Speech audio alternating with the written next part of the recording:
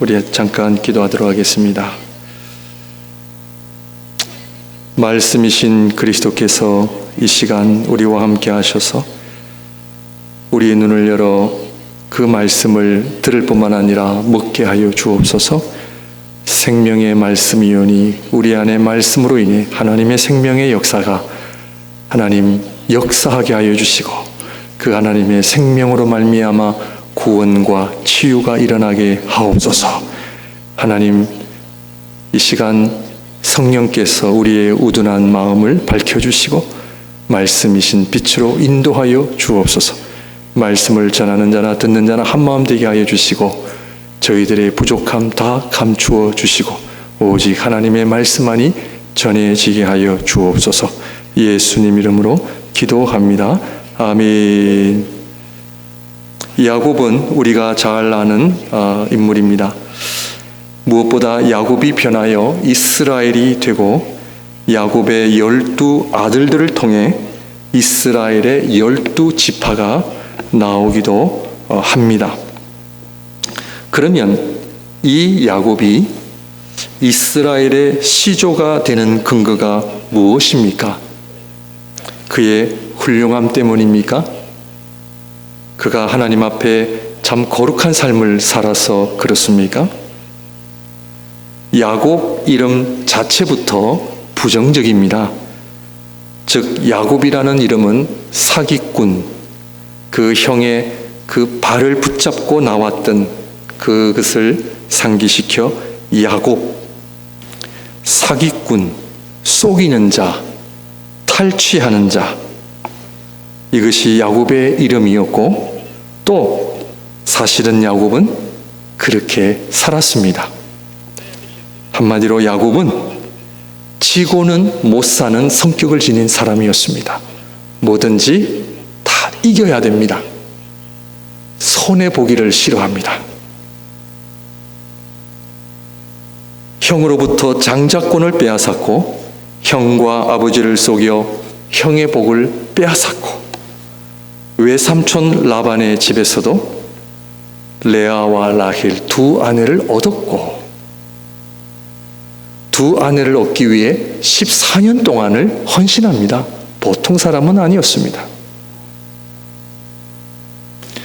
그리고 그가 나올 때 외삼촌으로부터 많은 재물도 빼앗아 나오기도 했습니다. 그런데 이런 자가 이스라엘이라는 민족의 시조가 된다?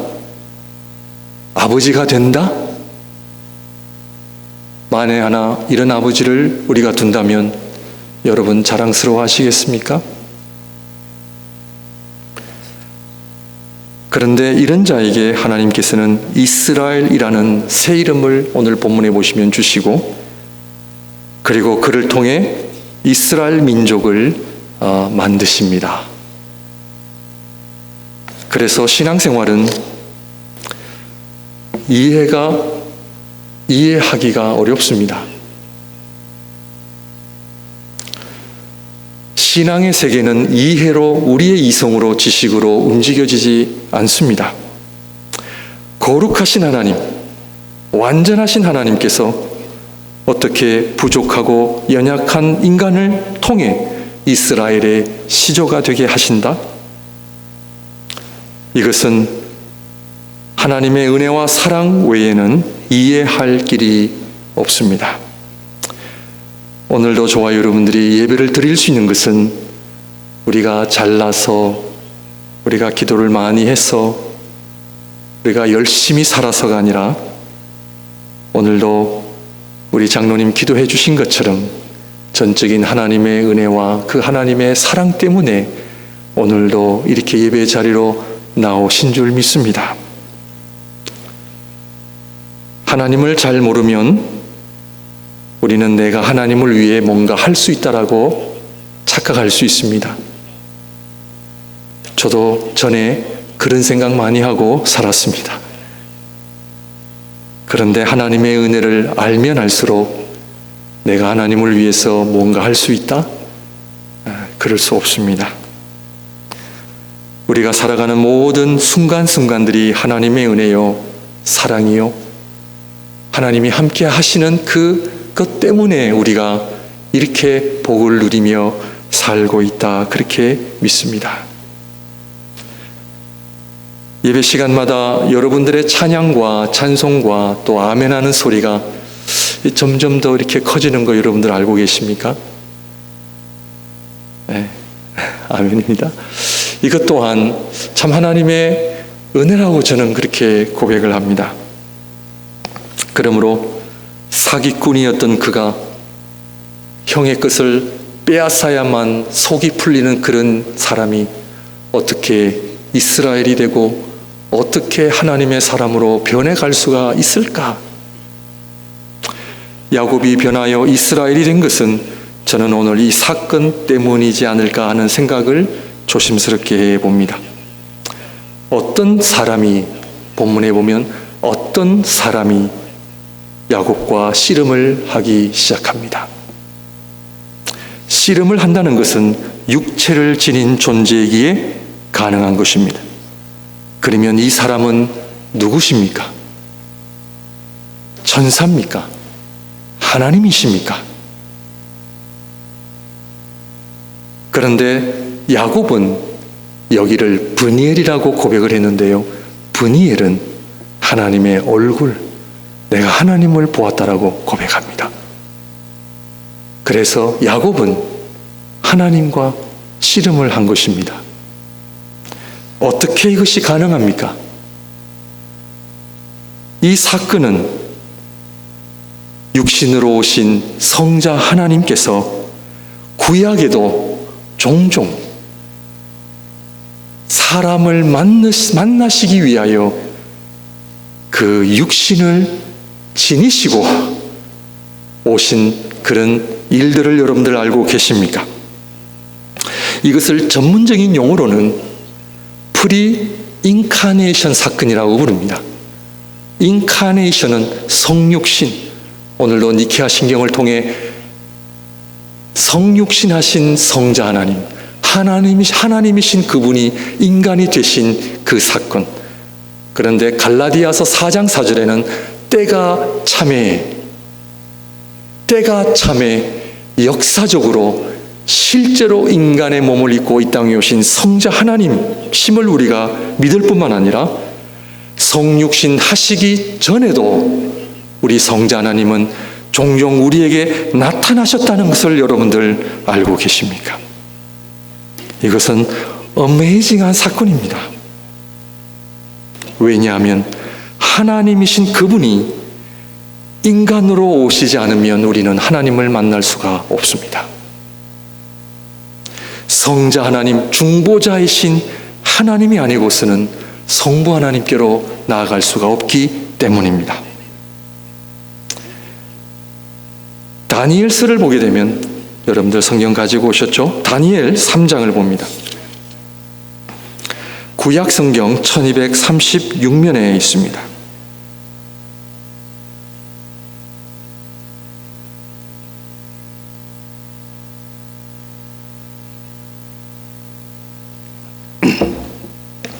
다니엘 3장 구약 성경 1236면에 있는 것 같습니다. 제가 박 집사님께 21절부터 말씀을 드렸는데 제가 볼 때는 13절부터 좀 봐야 될 것 같습니다. 혹시 성경을 못 가져오신 분들은 잘 들으셔도 됩니다.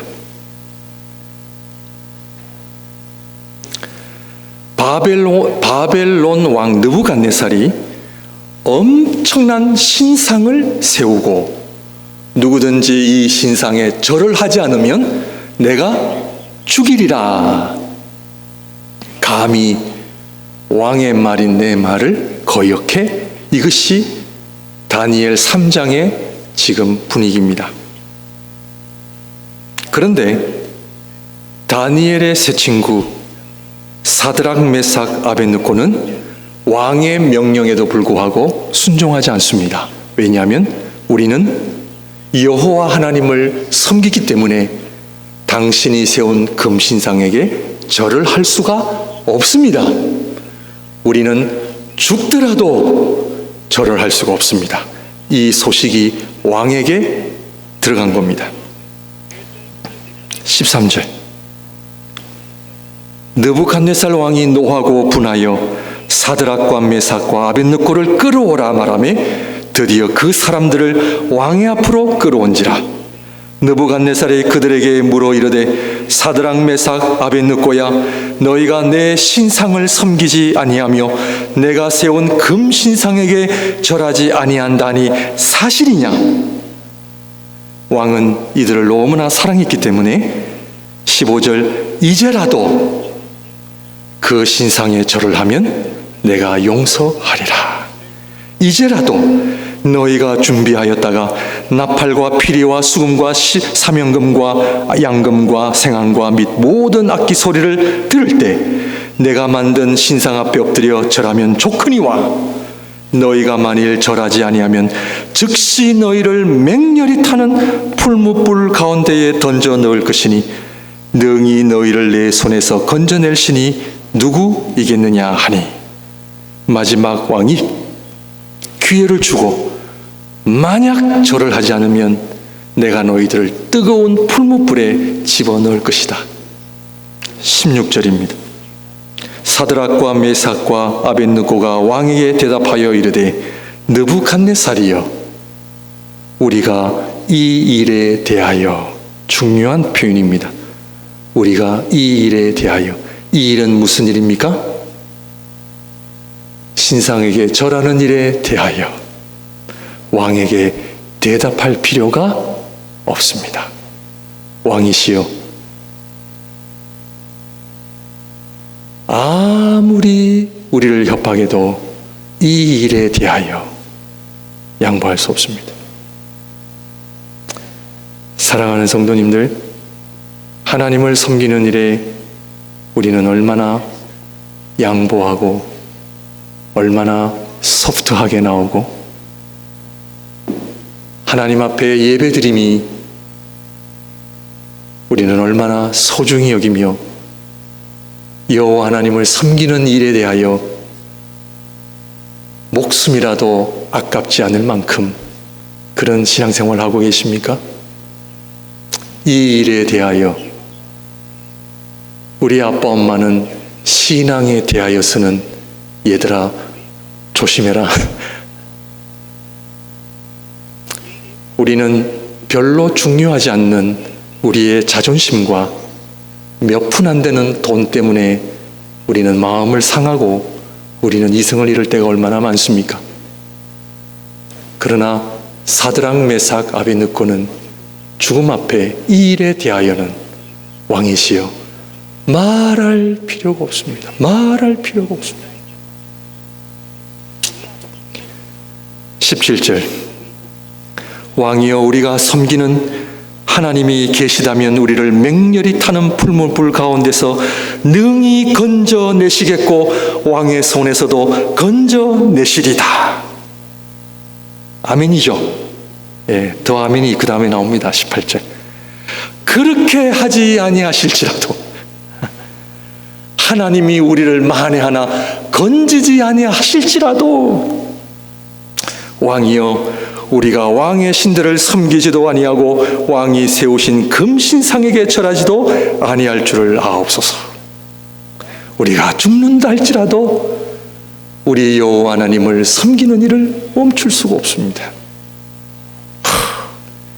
19절 느부갓네살이 분이 가득하여 사드락과 메삭과 아벳느고를 향하여 얼굴빛을 바꾸고 명령하여 이르되 그 풀무불을 뜨겁게 하기를 평소보다 7배나 뜨겁게 하라 하고 군대 중 용사 몇 사람에게 명령하여 사드락과 메삭과 아벳느고를 결박하여 극렬히 타는 풀무불 가운데에 던지라 하니라. 21절 부터는 성경을 안 가져오신 분들은 앞에 보셔도 됩니다. 그러자 그 사람들을 겉옷과 속옷과 모자와 다른 옷을 입은 채 결박하여 맹렬히 타는 풀무불 가운데에 던졌더라. 왕의 명령이 엄하고 풀무불이 심히 뜨거움으로 불꽃이 사드락과 메삭과 아벳느고를 붙든 사람을 태워 죽였고 그 불이 얼마나 뜨거웠으면 이 세 사람을 붙들고 있는 사람을 태워 죽였대요. 23절, 이 세 사람 사드락과 메삭과 아베느고는 결박된 채 맹렬히 타는 풀무불 가운데에 떨어졌더라. 24절입니다. 그때에 느부갓네살 왕이 놀라 급히 일어나서 모사들에게 물어 이르되 우리가 결박하여 불 가운데에 던진 자는 세 사람이 아니었느냐 하니 그들이 왕에게 대답하여 이르되 왕이여 옳소이다 하더라. 세 사람을 던졌는데 몇 사람이 있었어요? 네 사람이 있었어요. 25절 같이 읽습니다. 시작. 왕이 또 말하여 이르되 내가 보니 결박되지 아니한 네 사람이 불 가운데로 다니는데 상하지도 아니하였고 그 넷째의 모양은 신들의 아들과 같도다 하고. 이분이 누구세요? 성자 하나님. 성령 하나님으로 성령의 충만함이 왜 필요해요? 성령 충만해서 내가 원하는 복을 다 누리고 성령 충만해서 내 기도가 다 응답되어지는 것이 성령 충만의 목적이 아니라 성령 충만의 목적은 뭐다? 성자 하나님을 우리에게 계시해 주시고 성자 하나님이 우리와 함께 하시고 우리는 그 성자 하나님을 본받아 가는 본받는 삶을 살게 하시는 분이 성령 하나님이시다. 느부갓네살 왕이 고백하기를 신들의 아들과 같도다.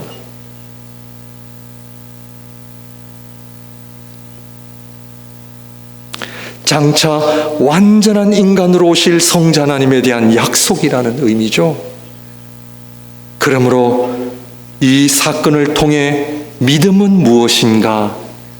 우리 사랑하는 성도님들, 예수를 믿는다는 의미가 무엇이며 믿음을 통해 하나님의 백성이 된다는 의미가 무엇인지를 잘 아셔야 합니다. 오늘 본문의 말씀을 통해 성자 하나님을 통해 하나님을 만나고 경험하는 것. 그러므로 성자 하나님이 우리에게 성부 하나님을 알려주시기 위하여 오셨다 하는 것을 우리는 알아야 합니다. 그러므로 이 사람은 성자 하나님 야곱을 찾아오십니다. 야곱이 밤새도록 시작한 씨름이 아닙니다. 여러분들 성경을 잘 보시면 야곱이 시작한 씨름이 아니라 이분이 시작한 씨름입니다. 씨름은 그분께서 먼저 시작하셨습니다. 이것은 인간을 먼저 찾아오신 성자 하나님, 우리 인간이 하나님을 찾기 전에 먼저 우리에게 오신 하나님, 요한복음 서두에 인간을 찾아오신 빛이신 그리스도를 상징하는 거죠. 그것도 사기꾼 같은 인간을 찾아오시는 하나님, 죄인을 찾으러 오시는 하나님, 간음 중에 잡힌 여인을 찾으러 오시는 하나님, 38년 된 병자를 찾아오시는 하나님, 요한복음 9장에는 소경을 찾아오시는 하나님, 나같이 부족하고 연약한 인생에 찾아오시는 하나님, 그 하나님으로 인하여 여러분 그 은혜를 경험하고 계십니까? 오늘도 저와 여러분들을 찾아오시는 그 하나님, 우리 인간을 찾아오실 때 그냥 목소리나 환상을 통해 오신 것이 아니라, 그래서 어떤 분들은 가끔 목사님 하나님 음성 들었습니다 뭐 이렇게 고백하시는 분들도 계시는데, 그러나 믿음은 사람이 되셔서 육신을 취하시고 우리에게 오신 하나님을 보는 것입니다. 보는 것입니다. 왜 육신을 입고 오셨어요? 죄인인 우리 인간이 그분을 보기 위함이에요. 본다는 것은 단순히 본다는 정도가 아니라 본다는 것은 하나님의 실체. 이것은 사도 요한이 하나님의 영광, 이것은 표현할 길이 없어요.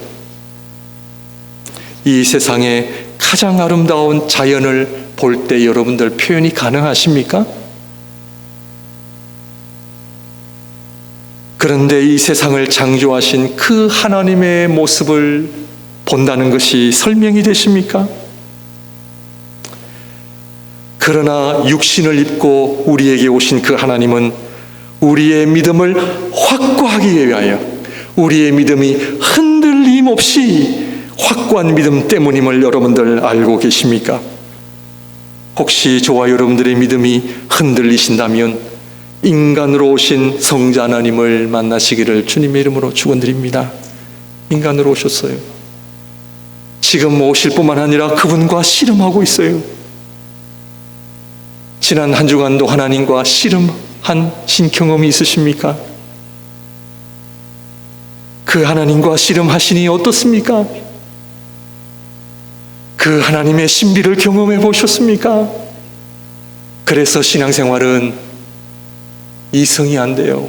지식으로 안 된다니까요. 육신의 눈으로 볼 수 없습니다. 복음서에 많은 사람들이 하나님이신 그분을 눈으로 볼 수 없었습니다. 그래서 그분을 인간으로 오해했고 그분이 하나님이심을 보지 못했습니다. 왜? 믿음의 눈이 없었기 때문에 그렇습니다. 그러나 믿음의 눈을 지닌 자들은 그분을 향해 나의 주님, 나의 하나님으로 고백했던 것을 우리는 너무나 잘 압니다. 믿음의 눈은 하나님을 보게 하고 그 하나님을 통해 영적 세계를 보게 하고 심지어 천국을 경험하게 되는 건 여러분들 알고 계십니까? 오늘 성찬 주님의 살과 피가 오늘 이 테이블에 올려 있는 것은 우리 주님께서 인간으로 오신 그 성육신의 사건을 우리에게 보여주시고, 그리고 우리 한국교회는 전에는요 이 성찬을 천으로 다 덮어놨어요. 네, 다 덮어놨는데 저희 교회는 덮지 않습니다. 왜냐하면 우리 몇 년 전에 유 목사님께서 목사님, 우리는 천으로 덮지 말고 그냥 보이게 합시다. 왜요? 하나님을 봐야 되잖아요. 인간으로 오신 그 하나님을 우리가 눈으로 봐야 되잖아요. 오늘 이 성찬을 통해 살아계신 주님을 여러분들 보고 계십니까? 이 성찬 앞에 하나님을 경외하는 마음으로 나오셨습니까? 이 하나님 앞에 나의 주님, 나의 하나님을 고백하며 정말로 하나님 앞에 겸손한 자세로 이 시간 예배에 나오셨습니까? 이것이 하나님을 본다는 것은 우리의 믿음의 핵심이기 때문에 하나님의 살아계심을 의심할 수가 없고, 그래서 우리는 하나님은 살아계신다라는 고백과 이 고백을 통해 우리의 믿음이 흔들리지 않기 위함인 것을 다시 한번 우리는 알아야 할 줄로 믿습니다. 믿음은 뭐다? 보는 것입니다. 하나님을 보는 것입니다. 요한복음에서는 이것을 어둠이 빛을 보는 것으로 표현했습니다. 어떻게 어둠이 빛을 볼 수 있습니까? 좀 전에 말씀을 드린 것처럼 하나님의 영광, 우리 사랑하는 목양의 모든 성도님들 하나님의 영광에 사로잡히시기를 바랍니다. 하나님의 영광을 보시기를 바랍니다. 하나님의 영광을 본다는 것은 하나님의 실체를 본다는 것입니다. 피조물에게 있어서 경험할 수 있는 최고의 경험이요 영광이요 자랑인 줄 믿습니다. 맨정신으로는 볼 수 없습니다. 왜냐하면 하나님의 실체는 신비의 세계로 들어가는 것이기 때문에 그렇습니다. 오늘 우리가 고백한 니케아 신경은 우리가 그냥 모였으니 또 예배 순서이니 그냥 고백하는 것이 아니라 니케아 신경 성부 성자 성령 하나님의 이름을 통해 신비의 세계로, 믿음의 세계로 우리가 들어가는 것입니다. 지금 이 시간 하나님을 만나고 계십니까? 주님 앞에 여러분들 엎드리고 계십니까? 주님의 그 두 눈빛과 주님의 그 말씀에 귀를 기울이고 계십니까? 그 주님을 향하여 사랑합니다, 찬양합니다, 그 아름다운 고백으로 응답하고 계십니까? 뿐만 아니라 하나님이신 그리스도께서 우리 앞에 떡과 포도주로 오신 것은 전적인 우리를 위한 일인 줄 믿습니다. 우리를 위한 생명의 양식으로 오셨습니다. 우리는 이 생명의 양식을 먹고 마심으로 하나님을 보는 정도가 아니라 그 하나님께서 우리 안에 거하기 시작하십니다. 우리 주님께서 태어나실 때 임마누엘 하나님으로 오신 겁니다.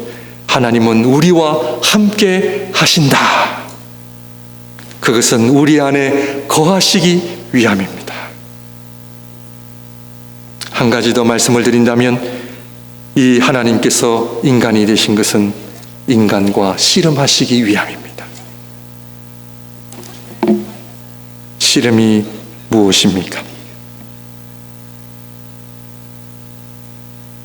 씨름이 가능한 것은 하나님의 전적인 은혜와 사랑으로 가능한데, 씨름을 한다는 것은 하나님이신 그분이 우리 인간의 수준까지 내려오셔서 우리의 마음, 우리의 상황, 우리의 어려움, 고난, 아픔, 연약함을 다 경험하셔서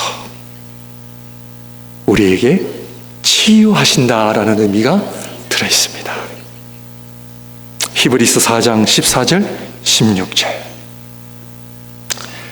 이 말씀은 우리 앞에 보시고, 시간상 앞에 보시고 함께 합독하도록 하겠습니다. 시작. 그러므로 우리에게 큰 대제사장이 계시니 승천하시니 곧 하나님의 아들 예수시라. 우리가 믿는 도리를 굳게 잡을지어다.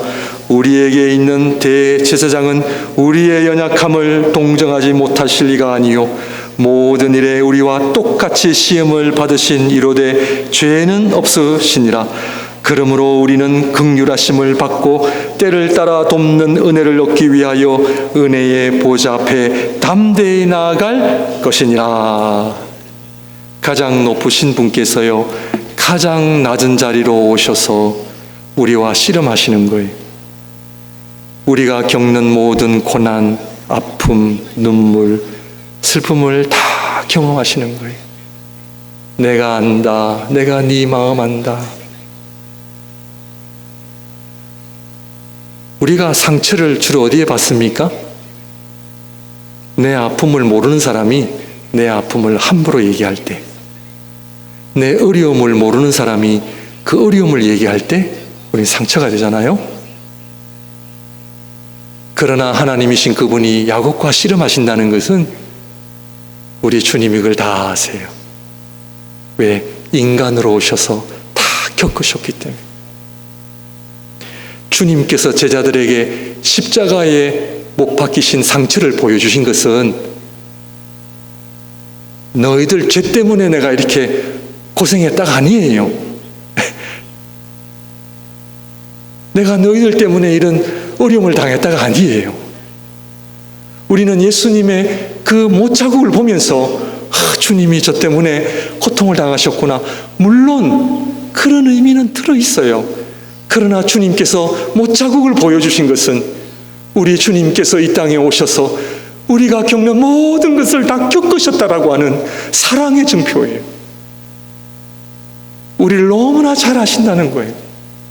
그래서 내가 너를 치유하고 너의 눈물을 닦아주고 너의 그 아픔을 내가 고쳐주고, 그래서 그 주님은 인간으로 오셨지만 하나님이시기 때문에 나는 너의 구원자로 오신 거예요. 이것이 은혜인 거예요. 그래서 야곱이 주님과 씨름을 하면서 그는 알았어요. 야곱이 괜히 나를 복주시 아니하시면 내가 놓지 않겠다라는 그 고백을 왜 했겠어요? 이분만이 나를 정말 복되게 하시고 나를 치유하시고 내 삶을 붙드시는 하나님인 것을 그는 알았어요. 그래서 그는 매달렸어요. 하나님 앞에 엎드렸다니까요. 성자 하나님과 우리가 씨름을 통해서 가장 높으신 하나님이심을 드러내시고 동시에 인간으로 우리에게 다가오셔서 우리를 만지시고 위로하시고 치유하시는 그 하나님의 손길을 알고 계십니까? 그런데요, 하나님은 저주세요.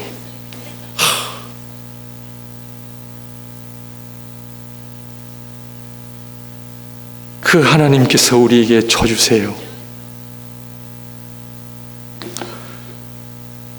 야곱과의 씨름은 하나님으로서 구별되어지시면서도 동시에 인간으로 우리를 너무 다정하게 친근하게 다루시는 하나님의 손길.